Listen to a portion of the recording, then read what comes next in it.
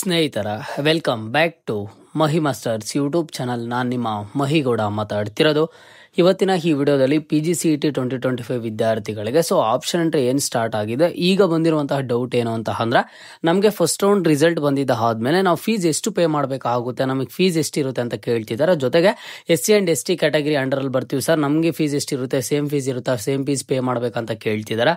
So ಇವತ್ತಿನ ಈ ವಿಡಿಯೋದಲ್ಲಿ ಸಂಪೂರ್ಣವಾದ ಮಾಹಿತಿಯನ್ನು ನಿಮಗೆ ತಿಳಿಸ್ಕೊಡ್ತೀನಿ. ವಿಡಿಯೋ ಖಂಡಿತವಾಗ್ಲೂ ಹೆಲ್ಪ್ಫುಲ್ ಆಗಿರುತ್ತೆ. ಆ ವಿಡಿಯೋನ ಕಂಪ್ಲೀಟ್ ಆಗಿ ವಾಚ್ ಮಾಡಿ ಅಂಡ್ ಹಾಗೇನು ಚಾನಲ್ಗೆ ಲೈಕ್ ಸಬ್ಸ್ಕ್ರೈಬ್ ಅನ್ನ ಮಾಡ್ಕೊಳ್ಳಿ. ಮೊದಲಿಗೆ ನೋಡಿ, PGCET 2025 ವಿದ್ಯಾರ್ಥಿಗಳಿಗೆ ನಿಮ್ಮ ಒಂದು ಕೋರ್ಸ್ ಫೀಸ್ ಎಷ್ಟಿರುತ್ತೆ ಏನು ಅಂತ ಹೇಳ್ಬಿಟ್ಟು ನಿಮಗೆ ಯಾವಾಗ 100% ಆಗಿ ಗೊತ್ತಾಗುತ್ತೆ ಅಂತ ಅಂದ್ರೆ, ಸೊ ನೀವೀಗ ಆಪ್ಷನ್ ಎಂಟ್ರಿ ಪೇಜ್ಗೆ ಲಾಗಿನ್ ಆಗ್ತೀರಾ.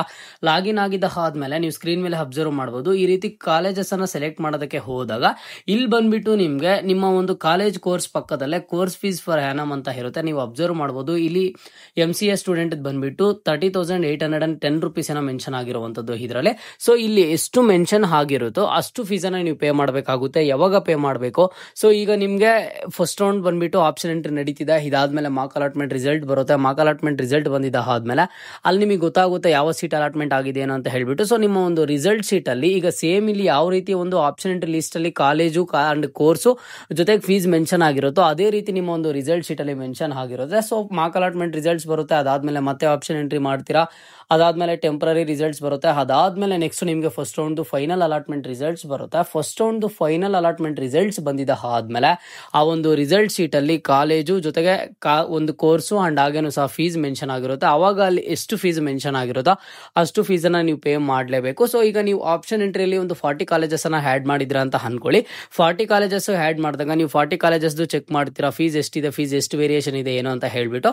ಸೊ ಅಲ್ಲಿ ನಿಮ್ಗೆ ಈಗ ಏನ್ ಫೀಸ್ ತೋರಿಸಿದ್ಯೋ ಕಾಲೇಜಲ್ಲಿ, ಆ ಒಂದು ಕಾಲೇಜ್ ಏನಾದ್ರೂ ನಿಮ್ಗೆ ರಿಸಲ್ಟ್ ಅಲ್ಲಿ ಅಲಾಟ್ಮೆಂಟ್ ಆಯ್ತು ಅಂತ ಅಂದ್ರೆ ನೀವು ಅಷ್ಟೇ ಫೀಸ್ ಅನ್ನ ಪೇ ಮಾಡಬೇಕಾಗುತ್ತೆ. ಕಂಪಲ್ಸರಿ ಆಗಿ ಪೇ ಮಾಡಲೇಬೇಕು ಆನ್ಲೈನ್ ಅಲ್ಲಿ. ನೀವೇನಾದ್ರೂ ಇದೇ ಒಂದು ರೌಂಡ್ ಅಲ್ಲಿ ಅಡ್ಮಿಷನ್ ತಗೊಳಂಗಿದ್ರೆ ಅದಕ್ಕೂ ಚಾಯ್ಸ್ 1 ಅಂತ ಆಪ್ಷನ್ ಇದೆ, ಚಾಯ್ಸ್ 2 ಅಂತ ಆಪ್ಷನ್ ಇದೆ, ಚಾಯ್ಸ್ 3 ಅಂತ ಆಪ್ಷನ್ ಇದೆ, ಚಾಯ್ಸ್ 4 ಅಂತ ಇದೆ. ಚಾಯ್ಸ್ ಎಂಟ್ರಿ ಇರುತ್ತೆ ರಿಸಲ್ಟ್ ಬಂದಿದ್ದ ಆದ್ಮೇಲೆ.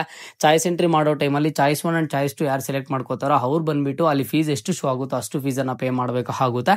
ಈಗ ಇಲ್ಲಿ ಸಾಕಷ್ಟು ಸ್ಟೂಡೆಂಟ್ಸ್ ಕೇಳ್ತಿದ್ದಾರೆ, ಸರ್ ನಾವು SC ಅಂಡ್ ST ಕ್ಯಾಟಗರಿ ಅಂಡರಿಗೆ ಬರ್ತೀವಿ ಸರ್, ನಾವು ಅಷ್ಟೇ ಫೀಸ್ ಪೇ ಮಾಡ್ಬೇಕಂತ ಹೇಳ್ಬಿಟ್ಟು. ಸೊ ಇದು ಏನಾಗುತ್ತೆ ಅಂತ ಅಂದ್ರೆ ನೋಡಿ, ಈಗ ನಿಮ್ಗೆ ಎಕ್ಸಾಂಪಲ್ ಆಗಿ ಹೇಳ್ತೀನಿ. KCET ವಿದ್ಯಾರ್ಥಿಗಳಿಗೆ ಬಂದ್ಬಿಟ್ಟು ಕೋರ್ಸ್ ಫೀಸ್ ಬಂದ್ಬಿಟ್ಟು ಅವ್ರಿಗೆ 1,21,000 ಇತ್ತು ಅಂಡ್ ಜೊತೆಗೆ 1,15,000 ಏನೋ ಇತ್ತು. ಸೊ 1,21,000 ಫೀಸ್ ಇದ್ದಾಗ ಏನಾಯ್ತು ಅಂತ ಅಂದ್ರೆ ಇಲ್ಲಿ SC and ST category students ಗೆ ಹೇಳ್ತಿದ್ದೀನಿ. ಸೊ ಅವ್ರಿಗೆ ಒಂದು ಫೀಸ್ ಅಷ್ಟೇ ತೋರಿಸು, ಬಟ್ ಅವ್ರು ಯಾವಾಗ ಫೀಸ್ ಅನ್ನ ಪೇ ಮಾಡೋದಕ್ಕೆ ಹೋದ್ರು ಅವಾಗ ಬಂದ್ಬಿಟ್ಟು ಅವರು ಜಸ್ಟ್ 10 ರೂಪೀಸ್ ಅನ್ನ ಅಷ್ಟೇ ಪೇ ಮಾಡ್ತಾರೆ ರಿಸರ್ವೇಶನ್ ಫೀಸ್ ಆಗಿ.